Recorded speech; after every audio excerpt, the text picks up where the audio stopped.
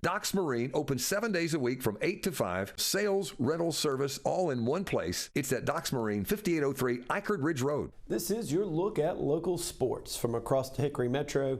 I'm Jason Savage for WHKY News. We begin today with high school volleyball. Playoffs have begun. The first round of the high school volleyball playoffs in the 1A class. Drawn swept Eastern Randolph 3-0.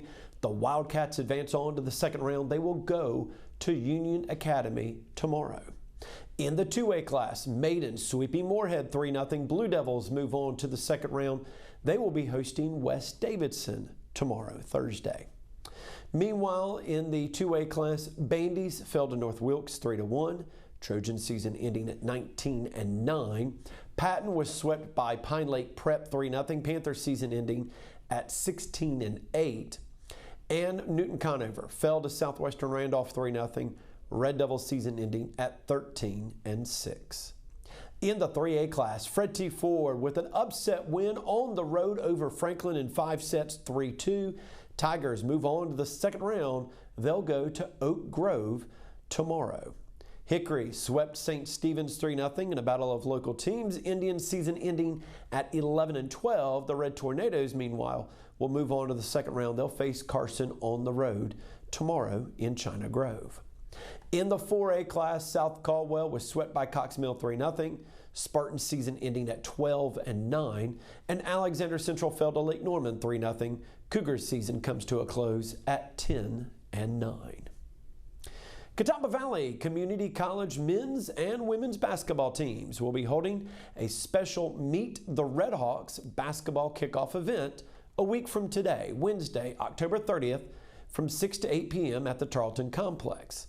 Those in attendance will be treated to live music and get a chance to get their first look at the 2024-2025 Redhawk women and men's basketball teams, including players and coaches. There'll be 2 intra-squad games and a 3-point contest during the event as well. Again, that's coming up a week from today. Caldwell Community College and Technical Institute's volleyball team finished the regular season with a dominating 3-0 sweep over Rockingham Community College last night in Hudson. During the second set, sophomore Emily Ramirez recorded her 1,000th career dig. She becomes the first player in program history to achieve that milestone. She finished the match with 9 digs. Now, with the win, Caldwell finishes the regular season with a 22-3 overall record, 9-1 in Region 10 Division III play. Now, the Cobras tied for first place with Sandhills Community College in the division. However, the Flyers hold the tiebreaker over Caldwell and will be the top seed in the Region 10 Division III tournament. Now, Caldwell will be the host, though, for the Region 10 Division III tournament, and that begins Saturday at 11 a.m. A pair of semifinal matches will be held. In the first, Sandhills will face the winner of today's quarterfinal matchup between Central Carolina and Rockingham Community Colleges. The second semifinal later in the day will feature the Cobras against Patrick and Henry Community College. For the third year in a row, the Lenoir-Rhyne men's golf team reigned supreme on their own home course with a team score of an 875 or 11 over par. The Bears finished in first place out of 16 teams at the LR Fall Invite, which concluded yesterday. The Bears finished 7 strokes ahead of second place. The event was held at the Lake Hickory Country Club's Catawba Springs course.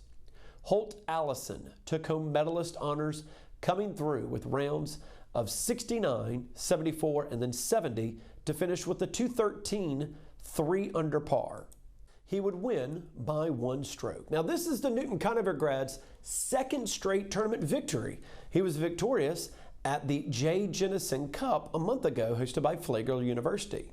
Now, joining Allison on the all-tournament team was Sean Finnant, whose rounds of 73, 72, 72, a 217 1 over par, put him in a tie for 4th place.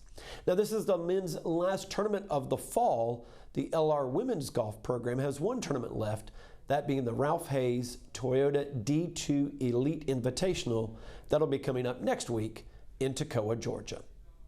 As always, you can find these stories and the latest updates by visiting our website, WHKY.com.